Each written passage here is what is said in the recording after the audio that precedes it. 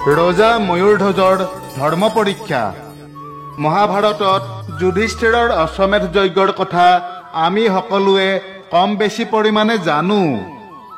কুৰুক্ষেত্ৰ যুদ্ধ শেষ হোৱাৰ কিছুদিন পাছত ৰজা যুধিষ্ঠিৰে অশ্বমেধ যজ্ঞৰ আয়োজন কৰিছিল আৰু যজ্ঞৰ ঘোঁৰা ৰক্ষাৰ দায়িত্ব দিছিল দুই বীৰ ভাতৃ ভীম আৰু অৰ্জুনক। কুৰুক্ষেত্ৰ যুদ্ধত অনেক মহা বীৰ যোদ্ধাক পৰাজিত কৰি পাণ্ডৱক বিজয় প্ৰদান কৰোঁতা বীৰ যোদ্ধা অৰ্জুনে অশ্বমেধ যজ্ঞৰ ঘোঁৰা ৰক্ষা কৰি অনেক ৰাজ্যত যুদ্ধ কৰি বিজয়ী হৈছিল। কিন্তু উত্তৰ পূৰ্বাঞ্চলত আহি অৰ্জুন প্ৰথমে বব্ৰুবাহনৰ হাতত পৰাজিত হৈছিল আৰু তাৰ পাছত ৰত্নাৱতীপুৰত ৰজা ময়ূৰধ্বজ আৰু যুৱৰাজ তাম্ৰধ্বজৰ যুদ্ধত পৰাজয়ৰ সন্মুখীন হ'ব লগা হৈছিল। এতিয়া প্ৰশ্ন হয়, ৰজা ময়ূৰধ্বজ আৰু যুৱৰাজ তাম্ৰধ্বজৰ যুদ্ধত অৰ্জুন কিয় পৰাজিত হ'ব লগা হৈছিল? ময়ূৰধ্বজ আৰু তাম্ৰধ্বজ অৰ্জুনতকৈ অধিক বীৰ যোদ্ধা আছিল নেকি? এই যুদ্ধত শ্ৰীকৃষ্ণই অৰ্জুনক সহায় কৰা নাছিল নেকি? আহকচোন আজি ৰজা ময়ূৰধ্বজ আৰু যুৱৰাজ তাম্ৰধ্বজৰ বিষয়ে জানো।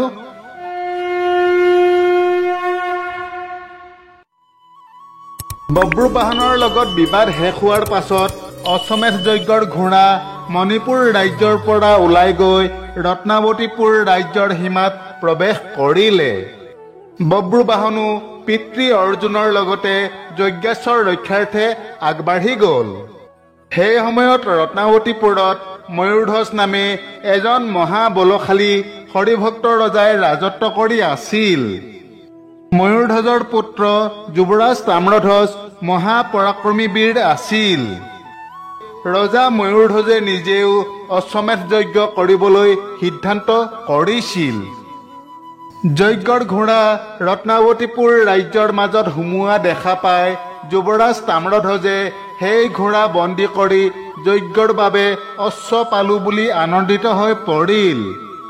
যজ্ঞৰ সেই ঘোঁৰাটোৰ কপালত আঁৰি থোৱা পত্ৰখন পঢ়ি তাম্ৰধ্বজ অহংকাৰত মত্ত হৈ পৰিল আৰু তাম্ৰধ্বজে সৈন্য সামন্ত সাজু কৰি পাণ্ডৱৰ লগত যুদ্ধ কৰিবলৈ অপেক্ষা কৰি থাকিল।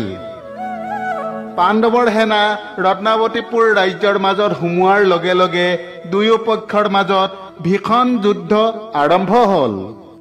পাণ্ডৱ সেনাৰ বৃষকেতু, বব্ৰুবাহন, যুৱনাশ্ব, নীলধ্বজ, শংখধ্বজ, প্ৰদ্যুম্ন, সাত্যকী, সুবেগ, অনুশাল্ব, মেঘবৰ্ণ, ভীম, অৰ্জুন আদি সকলো মহাবীৰ তাম্ৰধ্বজৰ যুদ্ধত পৰাজিত হ'ল। তাম্ৰধ্বজৰ লগত যুদ্ধত হাৰি অৰ্জুনে সহায়ৰ বাবে শ্ৰীকৃষ্ণৰ স্মৰণ কৰিব ধৰিলে। অৰ্জুনৰ স্মৰণ মাত্ৰেই শ্ৰীকৃষ্ণ অৰ্জুনৰ ওচৰত উপস্থিত হ'ল। তেতিয়া অৰ্জুনে কৃষ্ণৰ আগত সকলো কথা কৈ যজ্ঞৰ ঘোঁৰা কেনেকৈ উদ্ধাৰ কৰিব পৰা যায় সেই কথা সুধিলে। অৰ্জুনৰ কথা শুনি কৃষ্ণই মিচিকি হাঁহি মাৰি ক'লে, হে পাৰ্থ, চিন্তা কৰিব নালাগে, যজ্ঞৰ ঘোঁৰা অৱশ্যে উদ্ধাৰ হ'ব। কৃষ্ণৰ কথাত অৰ্জুন আশ্বস্ত হ'ল যদিও মনলৈ অহা প্ৰশ্ন সম্বৰণ কৰিব নোৱাৰিলে। সেয়েহে অৰ্জুনে কৃষ্ণক সুধিলে, হে কেশৱ, তাম্ৰধ্বজৰ যুদ্ধত পাণ্ডৱ পক্ষৰ সকলো মহাবীৰ পৰাজিত হোৱাৰ কাৰণ কি? তাম্ৰধ্বজক কিয় কোনেও যুদ্ধত ঘটোৱাব নোৱাৰিলে? তাম্ৰধ্বজ অপৰাজেয় কিয় কেশৱ? অৰ্জুনৰ কথা শুনি কৃষ্ণই ক'লে, হে পাৰ্থ, মহাৰাজ ময়ূৰধ্বজ আৰু যুৱৰাজ তাম্ৰধ্বজ ধাৰ্মিক। তেওঁলোকৰ ভক্তিৰ শক্তি আৰু পুণ্যফলৰ বাবেই তাম্ৰধ্বজ অপৰাজেয়। কৃষ্ণৰ কথা শুনি অৰ্জুনে ক'লে, হে কেশৱ, তাম্ৰধ্বজ যদি অপৰাজেয় হয় তেন্তে আমি যজ্ঞেশ্ব কেনেকৈ উদ্ধাৰ কৰিম? অৰ্জুনৰ কথা শুনি কৃষ্ণই মিচিকিয়াই হাঁহি ক'লে, হে পাৰ্থ, যজ্ঞেশ্ব উদ্ধাৰৰ বাবে তুমি চিন্তা কৰিব নালাগে। আৰু তোমাৰ প্ৰশ্নৰ উত্তৰ পাবলৈ হলে তুমি মোৰ লগত যাব লাগিব। এই কথা শুনি অৰ্জুন কৃষ্ণৰ সৈতে যাবলৈ সাজু হল। তেতিয়া অৰ্জুনৰ লগতে কৃষ্ণই নিজকে ব্ৰাহ্মণৰ ৰূপলৈ পৰিৱৰ্তন কৰিলে। তাৰ পাছত ব্ৰাহ্মণৰ ৰূপত কৃষ্ণ আৰু অৰ্জুন ৰত্নাৱতীপুৰলৈ বুলি গতি কৰিলে। ইফালে পাণ্ডৱ সেনাক যুদ্ধত জিনি তাম্ৰধ্বজ ঘূৰি গৈ পিতৃৰ ওচৰ পাই যুদ্ধৰ সকলো কথা বিৱৰি ক'লে। তাম্ৰধ্বজৰ বীৰত্বপূৰ্ণ কথা শুনি পিতৃ ময়ূৰধ্বজ আনন্দিত হৈ পৰিল।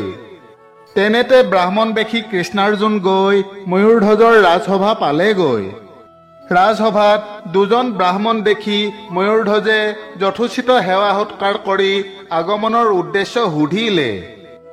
তেতিয়া ব্ৰাহ্মণৰূপী কৃষ্ণই ক'লে, হে ৰাজন, আমি বহু ডাঙৰ সমস্যাত পৰি আপোনাৰ সহায় বিচাৰি আহিছো। ব্ৰাহ্মণৰ কথা শুনি ময়ূৰধ্বজে ক'লে, হে ব্ৰাহ্মণ দেৱতা, আপোনালোকক কেনেকুৱা সহায়ৰ প্ৰয়োজন হৈছে কওক। মই যিকোনো প্ৰকাৰে আপোনালোকক সহায় কৰিবলৈ চেষ্টা কৰিম। ৰজাৰ কথা শুনি কৃষ্ণই ক'লে, হে ৰাজন, মোৰ পুত্ৰৰ বিয়া পাতি আমাৰ বৰযাত্ৰী অৰণ্যৰ মাজেৰে আহি আছিলো। তেনেতে এটা সিংহ আহি মোৰ পুত্ৰক ভক্ষণ কৰিবলৈ বিচাৰিলে। তেতিয়া মই সিংহৰ আগলৈ গৈ পুত্ৰৰ প্ৰাণদান দি পুত্ৰৰ সলনি মোকেই ভক্ষণ কৰিবলৈ প্ৰাৰ্থনা জনালো। মোৰ কথা শুনি সিংহটোৱে ক'লে, তপস্যা কৰি হীৰ্ণকায় হোৱা শৰীৰ এটা ভক্ষণ কৰিবলৈ মোৰ মন নাই। সদায় ঘিউ, মৌ আৰু নানা ধৰণৰ সুস্বাদু আহাৰ গ্ৰহণ কৰাৰ বাবে ৰজা ময়ূৰধ্বজৰ শৰীৰ হৃষ্টপুষ্ট হৈ আছে। তুমি যদি ৰজা ময়ূৰধ্বজৰ আধা শৰীৰ মোক আনি দিব পাৰা, তেন্তে মই তোমাৰ পুত্ৰৰ প্ৰাণদান দিব পাৰো। গতিকে হে ৰাজন, মোক আপোনাৰ সমস্ত শৰীৰৰ প্ৰয়োজন নাই। সিংহই আপোনাৰ শৰীৰৰ আধা সোঁভাগটো ভক্ষণ কৰিবলৈ পালেহে মোৰ পুত্ৰৰ প্ৰাণ ৰক্ষা হ'ব।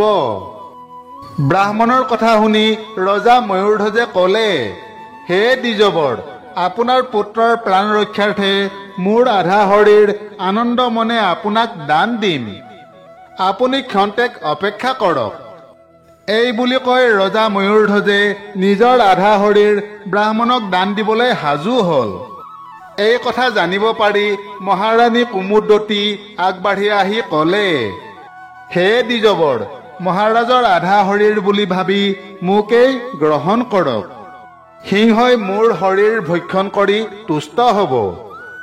মহাৰাণীৰ কথা শুনি ব্ৰাহ্মণৰূপী কৃষ্ণই ক'লে, হে মহাৰাণী, সিংহই মাথো মহাৰাজৰ শৰীৰৰ সোঁভাগটোহে বিচাৰিছে।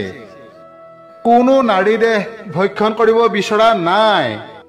গতিকে আমি আপোনাক দান হিচাপে গ্ৰহণ কৰিব নোৱাৰো। তেনেতে যুৱৰাজ তাম্ৰধ্বজ আগবাঢ়ি আহি ক'লে, হে পিতা, আপুনি যদি আধা শৰীৰ ব্ৰাহ্মণক দান দিয়ে, তেন্তে আপোনাৰ অবিহনে সিংহাসন খালী হৈ পৰিব। গতিকে আপোনাৰ সলনি ময়ে আধা শৰীৰ ব্ৰাহ্মণক দান দিওঁ। তেতিয়া ব্ৰাহ্মণ পুত্ৰৰো প্ৰাণ ৰক্ষা হ'ব আৰু ৰাজ্যৰ সিংহাসনো সুৰক্ষিত হৈ থাকিব।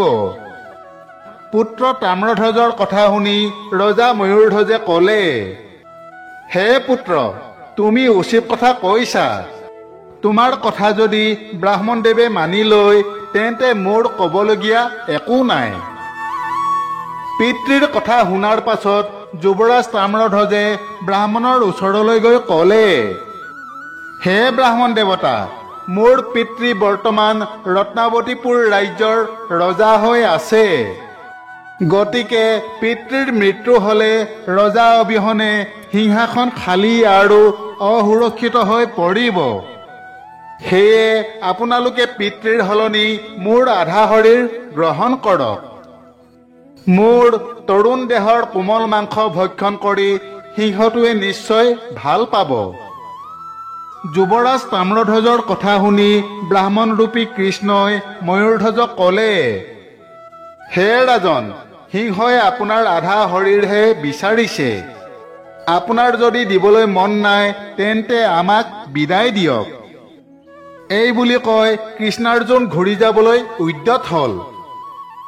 ব্ৰাহ্মণসকল অসন্তুষ্ট হৈ যাবলৈ ওলোৱা দেখি ৰজা ময়ূৰধ্বজে ক'লে, হে ব্ৰাহ্মণ দেৱতা, আপুনি অসন্তুষ্ট নহ'ব। মই এতিয়াই আপোনাক মোৰ শৰীৰৰ সোঁভাগটো দান দিম। তাৰ পাছত ৰজা ময়ূৰধ্বজে যুৱৰাজ তাম্ৰধ্বজক ক'লে, হে পুত্ৰ, মোৰ শৰীৰটো দ্বিখণ্ডিত কৰাৰ ব্যৱস্থা কৰা।